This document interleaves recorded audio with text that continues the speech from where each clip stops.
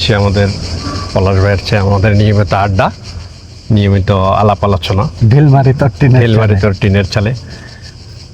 আমার একটা খুবই মানে জানার ইচ্ছা এবং নিজে প্র্যাকটিক্যালি খুবই জানার ইচ্ছা, যেটা আর কি আপনার জানেন, আপনার মত কি?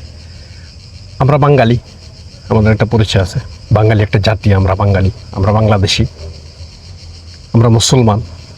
এইগুলোর ঊর্ধ্বেও বাংলাদেশে যদি আপনি বসবাস করতে হয়, আপনাকে একটা আইডেন্টিটি বহন করতে হয়। আপনি কোন দলের রাজনীতি করেন? আপনি যদি আওয়ামী লীগ করেন, আপনি যদি বিএনপি করেন, আপনি যদি জামাত ইসলাম করেন, আপনি যদি এখন নতুন দল এনসিপি করেন, এক একজনকে মানে আপনাকে করতেই হবে। আপনারা একটা you should need a identity, political identity আপনাকে থাকতেই হবে। একজন নিরপেক্ষ মানুষ থাকতে পারবে না দেশে, এরকম একটা কিন্তু এই মানে আমি এটাকে বলবো হলো আপনার আমাদের দেশের রাজনীতিবিদরা সাকসেস আপনার ভিতরে মানে টোটাল সমাজের মধ্যে এই মানে বিষাক্ত রক্তটাকে মানে ছড়িয়ে দিতে ওনারা মানে সক্ষম হয়েছে যে আপনাকে রাজনীতির পরিচয় নিয়েই বাংলাদেশে থাকতে হবে, নাহলে আপনি মানে কোথাও আপনার কোনো স্থানে নেই। আপনাকে যদি আপনি হেফাজত হুজুরও হন, আপনাকে একটা কোথাও না কারোর সাথে কোনো না কোনো ক্লাবের সাথে আপনাকে অন্তর্ভুক্ত থাকতে হবে, ছাতা লাগবেই আপনাকে, মানে কারণ আপনার একটা মানে আইডেন্টিটি লাগবেই। এই যে মানে মাফিয়া রাজনীতি যেটা বাংলাদেশে, কারণ এখানে আমরাও ইউরোপে অথবা ইয়াতে যারা মানে আমরা তো অনেক বছর ধরে থাকি, জীবনের অর্ধেক সময়ের বেশি সময় আমরা এই বাইরে থাকি। রাজনীতি বললেন তো, মানে এটা এই শব্দটা শুনে মনে পড়লো যে ইন্ডিয়ায় যে কদিন আগে আমাদের ফ্যাসিস্ট পলাতক হাসিনা যে বক্তৃতা দিয়েছে সংবাদ সম্মেলনে, বাংলাদেশ গভর্নমেন্টের খুব বাংলাদেশ সরকারের চমৎকার প্রতিবাদ জানিয়েছে, যে লিখিত বক্তব্য জানিয়েছে, আমাদের প্রত্যাশার চাইতে বেশি প্রতিবাদ করেছে, এবং সেখানে এই শব্দটাই ব্যবহার করেছে যে মাফিয়া এন্টারপ্রাইজ। আওয়ামী লীগকে মাফিয়া এন্টারপ্রাইজ বলেছে এই সরকার, এবং জুলাই আন্দোলনকে বিপ্লব বলে চিহ্নিত করেছে, অর্থাৎ উপস্থাপন করেছে। হ্যাঁ, ফিরে আসি আপনার এখন আমি বলছিলেন যে বাংলাদেশের আমি যেটা বলছিলাম যে এখানে যে এখন আমরা এই দেশে আমরা আছি, এই দেশে থাকি, কিন্তু এই দেশে আমি অসংখ্য মানুষ আছে যে আসলে কোনো দলই করে না, সে কোনো দিন ভোট কেন্দ্র যায় না, তার কোনো ইন্টারেস্ট নেই, তার কাজ হলো সে কাজ করবে, চাকরি করবে, ব্যবসা করবে, বাসা আসবে, ঘুমাবে, মানে নিজেরটা নিয়ে নিজে আছে।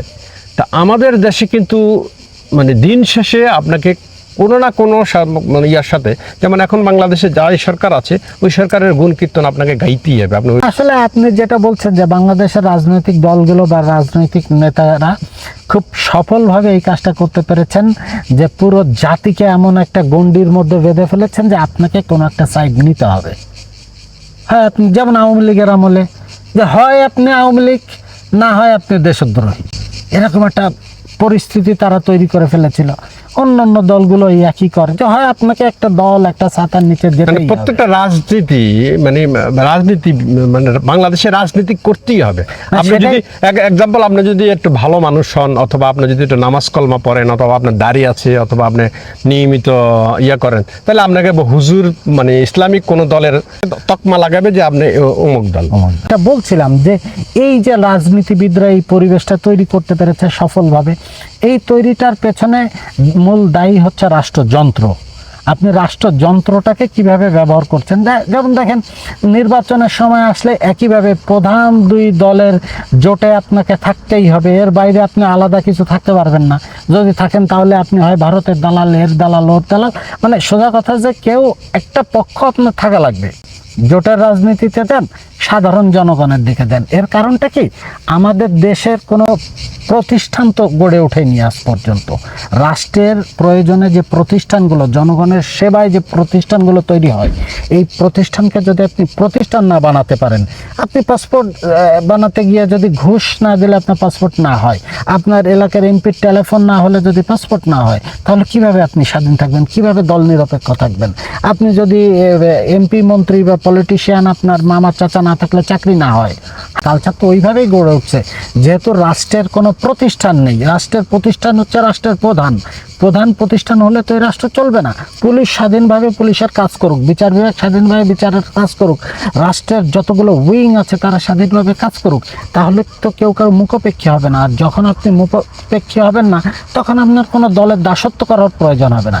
এটা তো দল করা না, যদি কেউ দল করে কোনো প্রবলেম নেই, কিন্তু আপনি তো দলের দাসত্ব করছেন। প্রবলেমটাই যেটা আপনি দেখেছেন যে আমাদের জুলাইয়ের অন্যতম যোদ্ধা হাদির একটা কবিতা আমি বারবার খুব স্মরণ করি। তার একটা কবিতা আছে, একজাক্টলি আমার মনে নেই, সে শকুনকে বলছে যে আমার মৃতদেহ খাও, সমস্যা নেই, আমার মস্তিষ্ক খেও না, তাহলে তুমিও দাসে পরিণত হবা। কারণ আমরা তো মানসিকভাবে দাস হয়ে গেছি। আমাদেরকে দাস তো বানানো হয়েছে। সেটাই তো আমাদের জাতিটাকে তো দাস বানানো হয়েছে। সেটাই বলছি যে আমাদের সামনে কৃত্রিম সংকটগুলো তৈরি করে। এক্সাম্পল আমি আপনাকে জিরো থেকে বলি, যেমন একটা ছেলে প্রাইমারি স্কুল শেষ করলো, হাই স্কুলে গেল, হাই স্কুলের পরে সে কোনো হলে কলেজে যাবে, হলে থাকতে হবে, তাকে ইউনিভার্সিটি করতে হবে, হলে থাকতে হবে। তাকে যদি হলে থাকতে হয় তাহলে তাকে দলীয় পরিচয় ছাড়া সে হলে সিট পাবে না। আপনি প্রবাসে দেখেন না, আপনি দূতাবাসগুলোতে এখন যান, বিএনপির নেতা কর্মীরা যে কদর পায় এখন অন্য সাধারণ প্রবাসীরা ওই কদর পায় না। ফ্যাসিস্ট আমলে তারা যে কদর পেয়েছে আমরা পাইনি। তো এই বলয়টা তৈরি করাই তো হয়েছে মূলত আমাদেরকে শোষণ করার জন্য, দাস বানানোর জন্য। এখন এই জিনিসটার জন্য এটা পলিটিক্যাল দাসত্ব, এবং এটা ভাঙা বাংলাদেশে পলিটিক্সের মানে পলিটিশিয়ানরা সাকসেস একদম 100%। এবং এর থেকে বেরোনোর একটাই রাস্তা, প্রতিষ্ঠানগুলো তৈরি করতে হবে, প্রতিষ্ঠানকে সক্রিয় করতে হবে। যে রাজনীতি নিয়ে যদি আমি না চিন্তা করি, রাজনীতিবিদরা আমাকে নিয়ে চিন্তা করে। যেটা বলছিলাম, আপনার বর্তমানে মানে যেই রাজনীতিবিদরা আছেন, যে সরকার প্রধান অথবা বিরোধী দল প্রধান অথবা অন্যান্য যারা আছেন, ওনারা কিন্তু আপনার স্পোকম্যান, মানে সেটাকে বলে একজন স্পিকার থাকে, একজন না মানে গালিগালাজ করার জন্য ওনারা কিন্তু লোক নিয়ে, নিজেরা কিন্তু গালিগালাজ করে না, এখন লোক দিয়ে গালিগালাজ করেন, ওনাদেরকে প্রমোশন দিয়ে, পদ দিয়ে। মনে করলে দেখবেন যে ফ্যাসিস্ট সরকারের আমলেও তার কয়েকজন মন্ত্রী ছিল, বিএনপি বিষয়ক মন্ত্রী, জামাত বিষয়ক মন্ত্রী, যে সারাক্ষণ বিএনপি জামাতরা গালাগালি করো, তাদের মরহুম নেতাদের নিয়ে গালাগালি করো, মানে এটা প্রজেক্টই থাকে। দর্শক মণ্ডলী, আপনারা যারা নিরপেক্ষ মানে থাকতে চান বাংলাদেশে, অ্যাকচুয়ালি কোনো রাজনৈতিক দলের মানে রাজনীতি করেই বাঁচতে হবে, রাজনৈতিক দলের সাথে সংযুক্ত থাকতে হবে।